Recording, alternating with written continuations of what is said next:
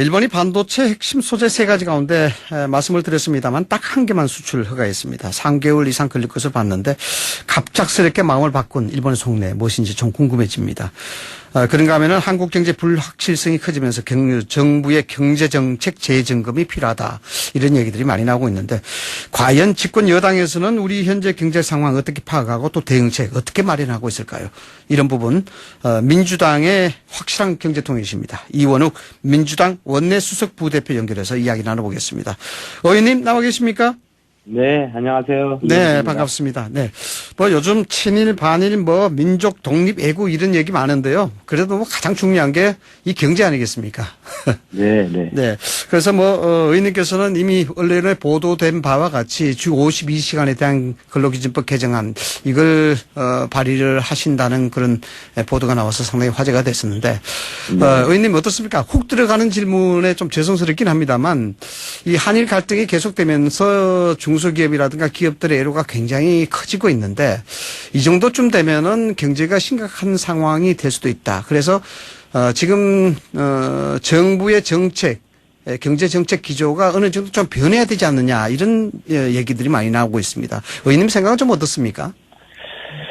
그러게요. 네, 정부에서도 참으로 고민이 많죠. 네. 우리 경제가 워낙에 수출 중심으로 돌아가는 경제 체제를 갖고 있는데, 네. 대외 경제 의존도가 80% 정도라고 얘기를 하거든요. 네. 그런 상태에서 대외 리스크가 워낙 커졌죠. 네.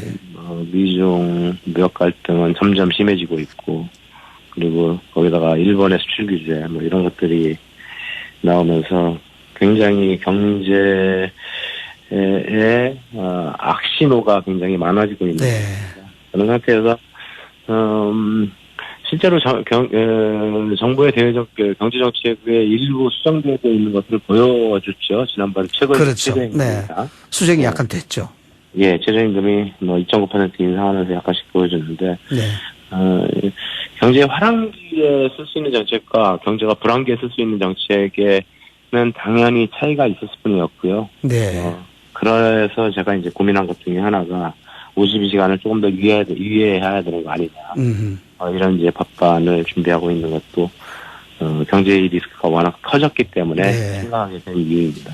네, 말씀을 하셨습니다만 주 52시간 이 부분은 상당히 좀 노동계 반발도 많이 예상이 될 수 있는 건데 당내에서는 이 부분에 대해서 컨센서스가 상당히 좀 형성이 돼 있는 편입니까? 당내에서도 반대하는 의원들과 좀 이제 찬성하는 의원들이 좀 나뉘어 있는 것 같습니다. 네. 아무래도 정말 40년 만에 시행되게 되는 52시간. 그다음에 여야가 어렵사리 합의해가지고 만든 거를 잊어가지고 시행을 미루는 네. 그런 제도가 나오면 시장에서는 또 뭐라 그러겠냐. 네. 라고 하는 이런 우려의 목소리가 일부 있는 것 또한 사실이고요. 네. 근데 지금 상태에서 과연 수용 가능한가라고 하는 문제에 대해서 참으로 많은 고민들을 해왔습니다. 네. 이거는 예를 들어서 이제 외국인 고용 사업장의 그 경우를 보면요. 네네. 현재 근로 시간이 59.6시간, 대강 한 60시간 정도 되거든요. 네. 그러면 52시간으로 줄였을 때 8시간 정도가 이제 줄여야 되는 거죠. 네. 그러면 누군가 다른 사람으로 그거를 추가 고용을 해야 되는데 실제로는 이 중소기업 업계 인력 부족이라고 하는 게 네. 이미 한 24만 명 정도가 인력을 부족해가지고 사람을 못 구하고 있는 그러니까요. 상태입니다. 네. 거기다가 또 다시 8시간 줄어드는 만큼의 사람을 구하기는 하늘의 별따기일 것 같습니다. 네. 이 정책이 좀 정부에서도 외국인 근로자를 보다 더 수급할 수 있는 정책이라든가 이런 것들이 같이 가야 되는데 그런 것이 좀 준비가 좀 덜 되지 않았나 라고 하는 이런 생각에 그런 법안을 준비하고 있는 상황이죠. 일종의 그러면은 노동에 대한 경직성, 노동시장에 대한 유연성을 좀 더 확보한다 이렇게 이제 해석을 하면 되겠네요. 지금 현 상황에서. 그거는 아닌 것 같습니다. 그거는 아니고. 일단 근로시간을 유예하자는 거지. 네. 노동 유연성을 이걸로 해가지고 확보되는 이런 정책은 아니거든요. 그런 정책은 아니다. 네네. 일단 근로시간에 대한 부분들을 좀 이해를 해달라 이런 네. 얘기는. 예. 요 부분 한 번만 더 짚어보겠습니다. 조금 전에 말씀드렸던 이 전반적인 정책 기조에 대한 변화 필요성 뭐 이런 게 있는데 얼마 전에 뭐죠. 의원님께서도 지적하셨습니다만 정부에서는 정책 기조가 좀 달라진 그런 형태의 발표도 하곤 했습니다만 민간 택지 분양 상한가 제도 이런 것들도 좀 미뤄진다고 하는데 문제는 뭐 소주성 즉 소득주도 성장이라든가 이런 전체적인 경제 정책 기조에 있어서 정부가 다른 형태의 입장 변화를 나타내야 되지 않느냐. 이것이 꼭 선언적이지 않더라도 나와야 된다. 이런 의견들이 좀 나오고 있습니다. 의원님은 어떻게 보십니까? 뭐 이제 수축 성장론이라고 하는 거가 문재인 정부가 만든 굉장히 이제 기본적인 경제 정책 방향이고요. 네, 그렇죠. 그리고 네. 뭐 OECD라든가 IMF 이런 데서도 이거에 대해서 잘못됐다라고 하는 판단은 하지 않습니다. 네. 그러니까 굉장히 좀 주의 깊게 이 정책이 참 성공할 수 있는가의 여부에 대해서 주의 깊게 바라보고 있는 정책인데요. 네. 이 정책 전반에 대해서 뭐 폐기를 요구하는 일부 이 주장이 있긴 하지만 네. 폐기까지 간다라고 하는 거는 할 상황은 아닌 것 같습니다. 왜냐하면 그 상황은 아니다. 네. 한국의 투자 여력이 있는 곳이 결국에는 국가와 대기업이거든요. 네. 그럼 이 국가의 재정을 어떻게 제대로 활용함으로 해서 한국 사회에서 가장 큰 문제점이라고 할 수 있는 양극화를 좀 해소시킬 것입니다. 네. 그래서 뭐 이런 것들은 소득주도 성장 아니면 OECD 얘기했던 포용적 성장 이런 것들이 거의 비슷한 개념이어서 네. 그런 정책을 좀 더 가져가면서 실업의 문제, 양극화의 문제 이런 것들 좀 더 극복해야 되지 않을까 이런 생각을 하고 있습니다. 이 정도에서 마무리하고요. 지금 네. 아침에 언론에 많이 보도가 됐습니다만 포토 레지스터 수출 이제 일본이 규제 품목이었는데 허가를 했다. 근데 네. 갑자기 허가를 하게 돼 일본의 속내도 궁금하지만 여기에 대해서 우리도 일본에 대한 화이트 리스트를 빼는 조치를 연기했다. 이래 속도 조절론이 나오고 있습니다. 이게 어떻습니까? 좀 뭔가 외교적 협상을 해보겠다는 그런 사인인가요? 아니면은 서로 좀 지켜보자는 의미인가요? 좀 지켜보자는 의미 같습니다. 일본이 한국에 대해서 포트레지스트 등 3대 품목에 대해서 네. 수출을 이제 규제하겠다. 이게 심사를 해가지고 껌껌이 수출하겠다 이런 거지 않습니까? 네, 그렇죠. 네. 근데 이제 결국에 최초의 허가 신청한 거에 대해서 그래 해도 좋다라 한 30일 정도 걸려가지고 해도 좋다라고 했는데요. 네. 예. 아마도 일본이 한국을 화이트리스트국에서 배제하고 등등 이런 조치를 취하면서 국제적으로도 굉장히 많은 비난들이 좀 있었죠. 그렇죠. 특히나 일본의 경제계 내에서도 우려가 굉장히 심한 상황이어서 일본 스스로가 이거를 계속해서 밀고 나가기에는 좀 문제가 있다라고 하는 판단을 하지 않았는가 싶고 네. 그래서 숨고르기에 좀 들어갔다고 생각이 됩니다. 일본 자체가 숨고르게 들어갔다. 네. 그러니 우리 한국은 WTO라고 하는 자유무역 정신에 가장 중요하다고 생각하는 네. 대외 정책을 갖고 있고요. 네. 그래서 일본이 그렇게 우선적으로 한국 경제를 망가뜨리기 위한 제도를 조치를 취하지 않는다면 네. 한국이 우선해서 그런 또 일을 할 필요는 없는 거죠. 그래서 네. 한국도 일본의 반응을 보면서 조금 더 승부르기를 하자 이런 차원에서 일본에 대한 화이트리스트국 제외 네. 이런 것들은 조금 더 지켜보자라고 하는 입장으로 선회를 하고 있는 거라고 보여집니다. 네. 의원님께서는 당내 소재, 부품, 장비, 인력 발전 특별위원회 소속이신데 지금 이 상황에서 말이죠. 국내 기업 지원 방안 중에 가장 우선돼야 될 것은 뭐라고 생각하십니까? 실제 일단 국제 글로벌 시장 밸류체인 시장 내에서 네. 어떻게 하면 이 소재 부품들을 제대로 수급할 수 있을 것인가라고 하는 거에 대해서 좀 파악을 하는 것이 먼저 첫 번째 중요한 문제 같습니다. 네. 그러니까 일본이 이제 거리상으로 가깝고 그러니까 일본의 부품이나 일본의 소재를 가장 많이 우리가 수급을 해왔거든요. 네. 사실 그것이 전 세계에 일본만이 독점하고 있냐. 이렇지 않은 제품들도 굉장히 많은데도 불구하고 시장이 그렇게 형성이 돼 있었던 거죠.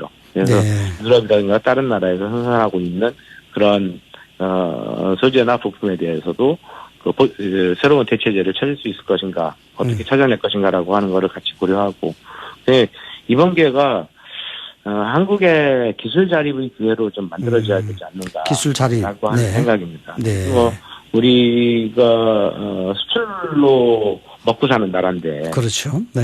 우리가 수출에서 아주 경쟁력 우위를 갖고 있는 반도체, 휴대전화 등 전기전자, 자동차, 조선, 등등의 이런 전통 주력산업, 철강도 마찬가지죠. 네. 석유화학. 이런 모든 사업에 사실 외국의 부품이라든가 장비 같은 것들이 들어가 있는 거거든요. 외국의 네. 소재가 들어가 있는 거고. 네. 그래서 그런 우리 수출을 주도하고 있는 그 사업들에 대해서 아주 반도체만이 아니고요. 네. 세밀하게 좀 들여다보고 거기에서 핵심적인 일본의 의존도가 워낙 큰 거라든가 이런 소재나 부품 장비에 대해서는 네. 기술을 개발하고 장기적으로는 하여튼 자립화해 나가는 것. 이 정책이 아주 중요하다고 생각합니다. 예, 네. 알겠습니다. 어제 말이죠. 청와대 김상조 실장이 5대 그룹 경영진하고 조찬 회동을 했는데 이를 두고 여러 가지 해석이 많이 나오고 있습니다. 반일 전선 형성했다, 또 아니면 시기적절했다 이런 얘기도 나오고 있는데 어떻게 보십니까? 소통을 많이 한다라고 하는 거는 네. 굉장히 중요한 일이죠. 네, 소통을 많이 하는 차원. 네. 특히나 한국 경제의 정책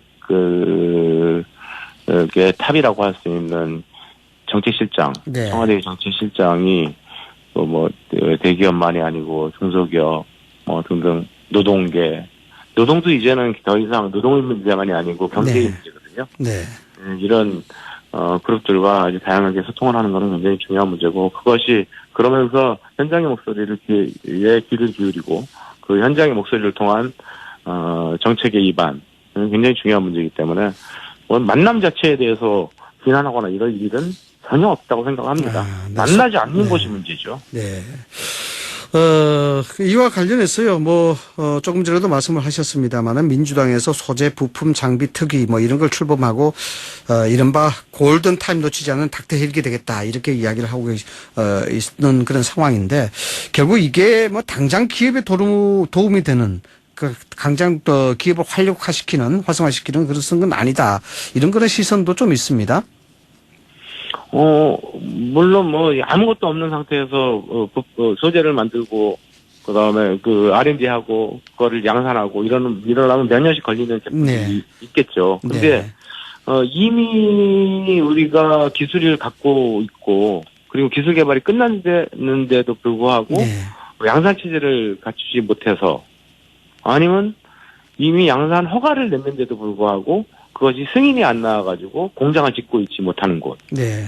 이거는 아무것도 없는 데서 제로인 상태인 그런 소재나 부품도 있지만 99%까지 가 있는데 양산을 못 해가지고 하는 것, 이런 경우도 있거든요. 네. 그래서 다양한 정책에 대해서 당에서 들여다보겠다라고 하는 겁니다. 직접. 그래서 정부 정책을 변화시키고, 그럼 만약에 모든 기술이 다 개발이 끝났는데, 그리고 테스트까지 다 끝났는데, 지금 테스트까지 끝났는데도 불구하고 양산을 못 해가지고 하는 경우에는, 그럼 그 공장의 인허가를 단축하고 공장을 빨리 설립할 수 있게 함으로 해서 거기 양산 체제를 갖춘다라고 한다면 심지어 어떤 경우에는 한 6개월 내에 자립화가 가능하다, 이런 제품들이 있는 거거든요. 네네.